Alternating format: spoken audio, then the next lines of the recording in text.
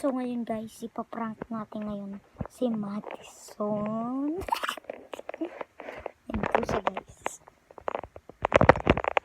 Ay, hindi mo. Teka lang guys, kasi hindi siya makita. Ayan siya. Wait lang guys, ayaw makita. Ano ba yun? Dito. Ayan. Ipaprank natin siya. Hoy.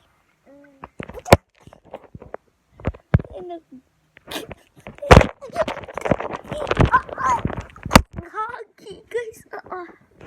Tinipa. Tinipa ako. Hagi.